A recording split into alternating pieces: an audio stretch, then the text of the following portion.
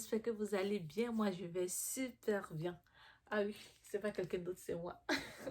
Ah ouais, j'ai décidé de changer un peu ma tête. Vous voyez, je suis sûre que vous êtes fatigué de voir la même face. Donc aujourd'hui, j'ai décidé de... D'accord. Aujourd'hui, le registre que je vais essayer de faire, c'est un registre tout différent de ce que j'ai l'habitude de faire. Euh, Beaucoup de personnes m'ont posé la question, donc je me suis dit pourquoi pas. De toute façon, j'avais prévu aussi mettre ce registre sur ma chaîne. So, je vais commencer par le faire aujourd'hui. Avant de continuer, j'aimerais vous dire une fois de plus merci. La chaîne grandit tellement vite que moi-même je suis dépassée, franchement. Et je dis merci à vraiment tous ceux qui me soutiennent et autres. Merci de partager mes vidéos. Merci d'inviter les gens à venir s'abonner. Et pour toi qui passes nouvellement par là, je suis Andrea Datagné des Livres Laptop Live, une chaîne qui parle un peu de tout, spécialement du business, mais aussi de l'éducation et un peu de la vie quotidienne en fait. D'accord. Aujourd'hui, le sujet, c'est de savoir comment venir étudier aux États-Unis. J'ai eu des questions, donc je vais essayer de répondre brièvement parce que c'est un sujet assez vaste. So, je ne peux pas tout développer dans une vidéo, mais je vais vous donner juste l'idée générale de comment venir étudier aux États-Unis.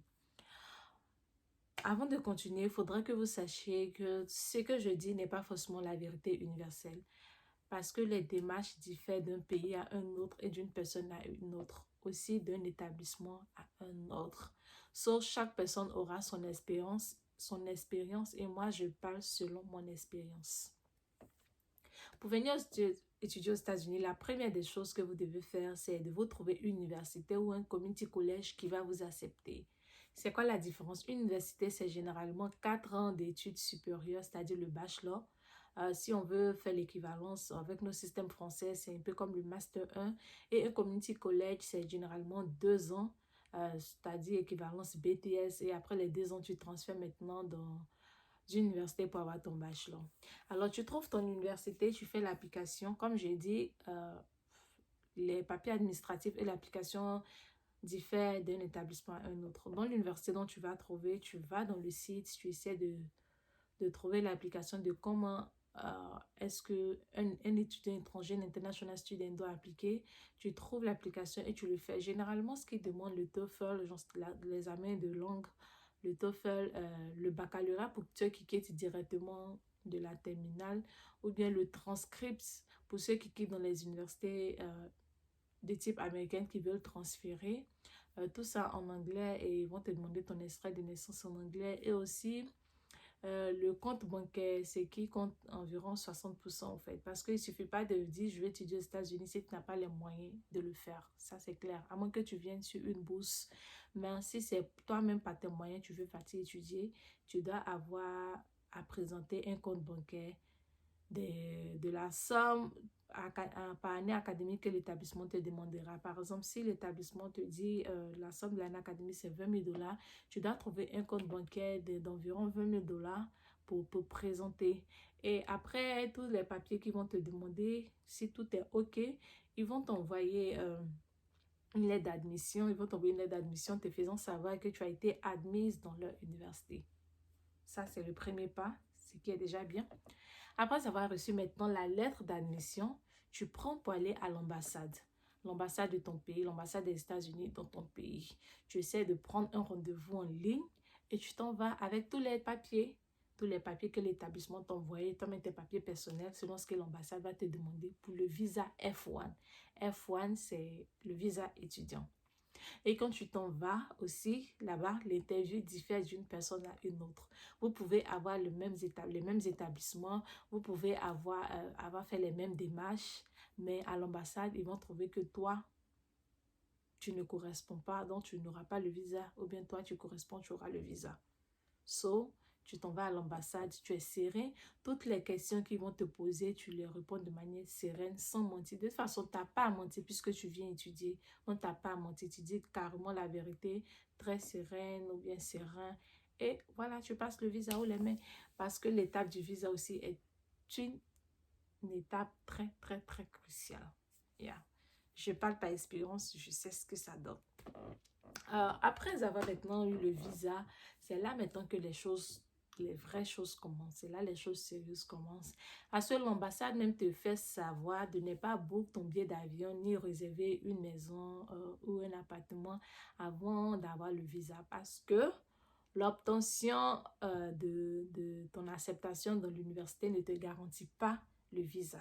So, c'est après avoir eu le visa que tu vas maintenant chercher à avoir une maison, à savoir comment est-ce que tu vas te débrouiller ici et autres. La vie aux États-Unis n'est vraiment pas facile, surtout pour les étudiants étrangers, tout est cher. Tout ce qui est normalement le prix double pour les étudiants étrangers. Ce qui veut dire la scolarité double. Les appartements, souvent, le dépôt que tu dois faire, je dirais comme ça, la caution va doubler parce que tu n'as pas ce qu'on appelle le numéro de sécurité sociale. C'est un numéro dont toute personne vivant aux États-Unis a. Mais puisque tu es nouveau, tu n'as pas ça, généralement, ta caution va doubler. Une garantie pour eux, au cas où tu fuis, ils ont cet argent-là pour arranger ce que tu as gâté dans la maison ou la dette que tu n'as pas payée. Donc, c'est un peu compliqué ici. Mais l'idéal, c'est que l'état dans lequel tu t'en vas, si tu connais quelqu'un, l'idéal serait de rester chez la personne 2 semaines, 3 semaines, le temps que tu arrives sur place et chercher tes appartements. Comme ça, tu sauras exactement ce que tu es intéressé. Parce que les appartements d'ici, c'est généralement 6 mois, voire 1 an de contrat. Donc, si tu te prends un appartement étant dans ton pays que tu n'aimes pas, tu vas devoir rester là-bas 1 an.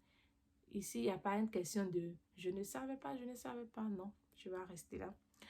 Deuxièmement, si ton université propose des cités universitaires ou bien des chambres sur le campus, ça aussi, c'est l'idéal. Tu peux essayer de voir avec l'International Student Office, c'est-à-dire le bureau des étudiants étrangers, pour qu'ils essaient de t'arranger, comme on appelle ça, une réservation de chambre étudiante, pourquoi pas. Mais le truc avec ça, c'est que généralement, vous êtes avec un groupe de personnes, soit tu es avec une roommate, une voisine de chambre que tu ne connais pas forcément ses intentions, que tu ne sais pas comment elle est. Mais bon, c'est aussi ça l'expérience d'étudier à l'étranger, au fait. Donc, c'est un peu ça. Et puis maintenant, arrivé ici, la vie est toute différente de ce qu'on a l'habitude de voir dans nos pays étrangers. Que ce soit en classe, que ce soit dans la vie quotidienne, que ce soit dans la rue, tout est différent. Je ne vais pas pouvoir retenir tout dans une même vidéo, sinon ça risque d'être long, mais je vais aller étape par étape. Alors, l'idée générale de cette vidéo, c'était pour vous montrer brièvement comment venir étudier aux États-Unis. L'acceptation dans une université, la démarche pour aller au visa, la réservation de ta chambre, et voilà. Bienvenue dans le monde estudiantin des universités américaines. J'espère que cette vidéo vous aurait plu. J'aurai la possibilité d'aller encore plus en profondeur et en détail des différentes démarches spécifiques qu'il faut jusqu'à arriver ici. Mais pour aujourd'hui, c'était la vidéo d'introduction du nouveau thème que j'aimerais mettre sur ma chaîne. Alors, j'espère que ça vous aurait plu et on se dit à demain. Oui, j'ai décidé de faire une vidéo par jour, donc vous allez voir mon visage un peu tous les jours. À demain, n'oubliez pas d'inviter vos amis et on se dit bye bye. Je vous aime.